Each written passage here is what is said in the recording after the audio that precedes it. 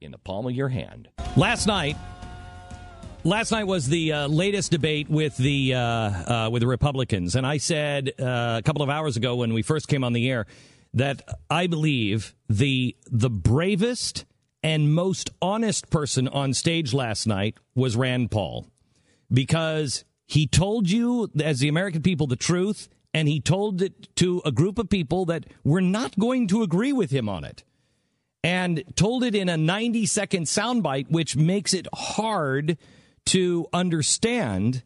But I think he did it in an effective way to at least not become the, quote, libertarian joke that libertarians usually become when they say things like this. And he was trying to make a very good point and a valid point that we cannot be patriotic, we cannot be conservative if we don't have a country left because we've overspent. And that includes military spending. That is not Republican Debate 101. That comes from a guy standing up with the courage of his convictions, and he joins us now. Rand, welcome to the program. Good morning, Glenn. Thanks for having me. You bet. So how'd you feel it went last night? You know, I thought we had a great debate, and I think it was a better format. There were a couple fewer candidates. And then there was also the ability to do 90-second answers instead of 60. So in many ways, I think it was a better format for me. So last night, you took on the military on the eve of Veterans Day at a GOP debate. It couldn't have been more unlikely to get applause. But I think you held your own on it. Can you explain in greater detail what the point was you were trying to make?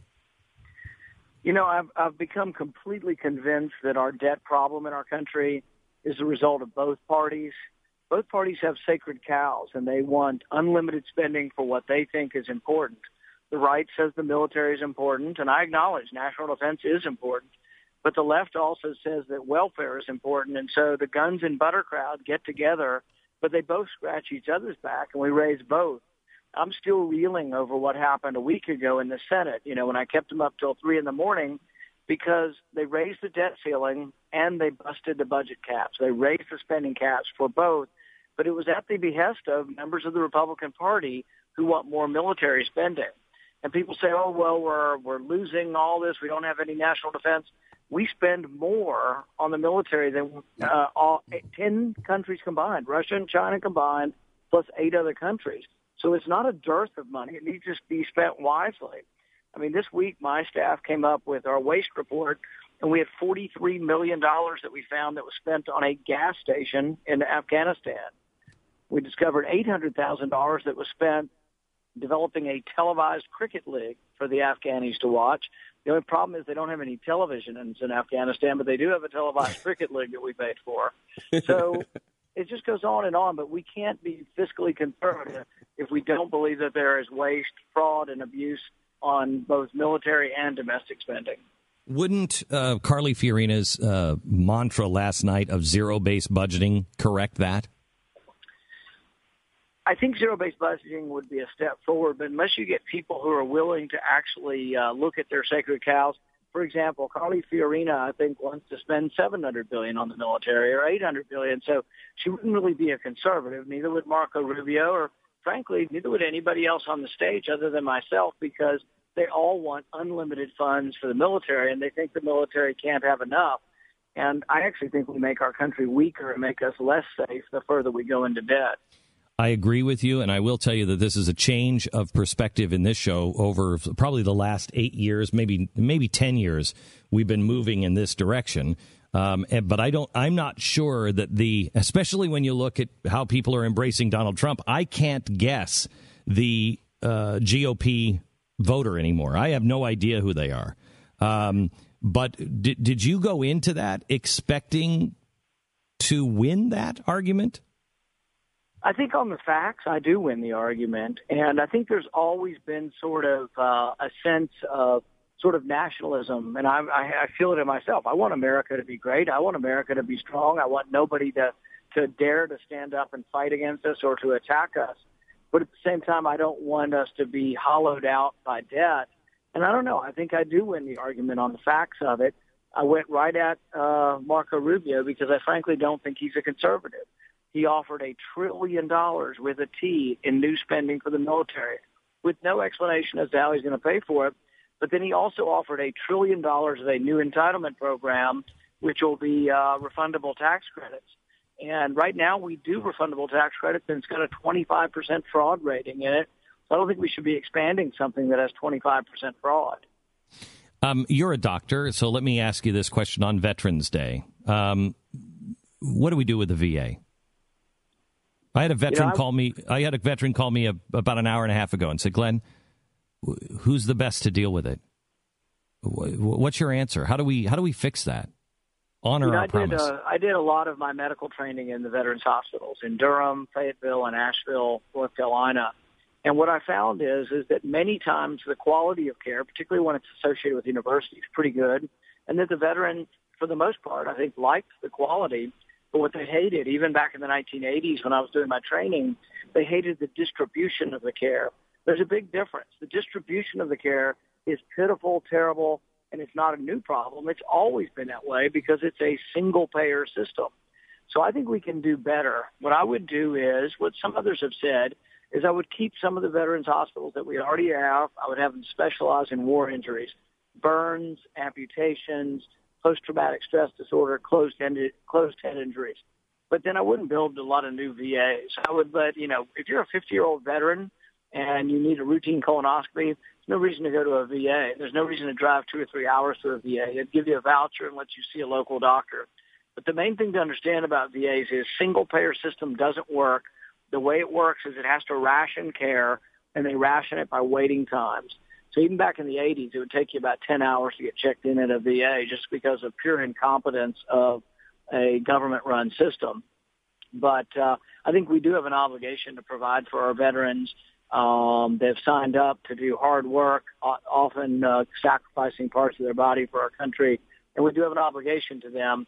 And part of the obligation is to think through the VA system and make it work better. Rand, I don't know if you I'd like to hear an excuse. I don't mean this to sound boastful in any way, but I'm using this to make a point. I make more money than you do. Just a little bit, Glenn. Just slightly. Right. Tell me how me making more money than you hurts you or anyone else. Because, Rand, we have income inequality. Yeah, it's absolutely a problem. Here's the thing people don't realize is that people who do make a lot of money, almost all of them take a risk. And there's a chance every day that you, I'm sure you have debt. People that make a lot of money and have television programs and television networks, they have to incur debts. You take a risk upon yourself. And then a lot of us, I've been a middle-class doctor with a nice income, but I've never sort of had the appetite to say, hey, I'm going to borrow $1 million and spend it on this to develop it, a new business. And so risk should be rewarded. But the thing is that we shouldn't get so tied up into that it's a zero-sum game. Everything in the marketplace is a win-win situation. So if I subscribe to your channel, I consider that I'm getting a product that is worth what I am paying for it. And I feel like I have won. You feel like you're getting what your product is worth or your content is worth, and you win. And all transactions are that way. As long as you keep the government and cronyism out of it, if you make an honest living selling me something I want, more power to you. So you and I believe the same thing, and I couldn't understand last night because that is a free market thinker. And there are going to be winners and there are going to be losers, and it's just the way it's going to be. But you said last night, income inequality is absolutely a problem. Well, what I said was that I think the Federal Reserve is a big part of distributing income unequally. So what I think is that if the government is in charge of distributing or causing distortions where the rich get richer and the poor get poorer, then it is a problem. If it's by someone selling something and being rewarded for selling something that people want, that's not a problem. That is a function of the marketplace. But when the Federal Reserve gets involved, the Federal Reserve depresses interest rates. So if I'm an average guy and I make $30,000, $40,000 a year, I really don't have a stockbroker. I don't have the ability or sometimes the knowledge to invest in the stock market and make a windfall in the stock market. But the people who are getting the money first from the Federal Reserve, the very large banks in New York, the money sticks around in there, and they are able to make money off of the money in what people call a scalable fashion and an enormous exponential curve of what they can get returned. But the average ordinary guy's left out of that. And I think when it's done as a policy from the Federal Reserve and the people who are connected to the Federal Reserve and connected to the big banks make money, then I think it's an income inequality that we should fix if it means taking away government favoritism. How concerned were you that that there were candidates on stage last night that would clearly bail out these banks again? I was trying to get my word in on that because, I ran for office because I opposed the bank bailouts. The Tea Party, as you recall, a big issue to them was that we were upset with Republicans that voted to bail out the banks. Yes. That's another facet of income inequality that I would say that I'm opposed to. So, for example, if someone makes $100 million a year and they start something like Walmart and they sell things at a cheap price and people want to buy it, I'm all for that. But if you're a banker in Wall Street, you make $100 million a year and your bank goes bankrupt, you should suffer the consequences of bad decisions. We shouldn't bail you out. And I look down the next year and you're still making $100 million a year because the middle class bailed you out. So the anger towards income inequality on my part is not for people who honestly sell something that people want. It's when the government gets involved and bails them out, because if I'm trying to start a local pizza place in Bowling Green, Kentucky, and it goes bankrupt, nobody's bailing me out. It's that anger towards bailing out of big businesses that I think allows some of us to feel some of the anger of income inequality because we think the government is passing out favors and money to their friends. All right, let me switch gears. Donald Trump last night was talking about TPP, and he went on and on and on about China. And I believe the line of the night was, is anybody going to point out that China has nothing to do with this deal? My wife didn't even hear. She said, what did he just say? I mean, it was the line of the night because you showed Donald Trump didn't read this. He didn't know what he was even talking about. Well, that was the one good thing, is that you have so many thoughts on stage that you'd like to interject.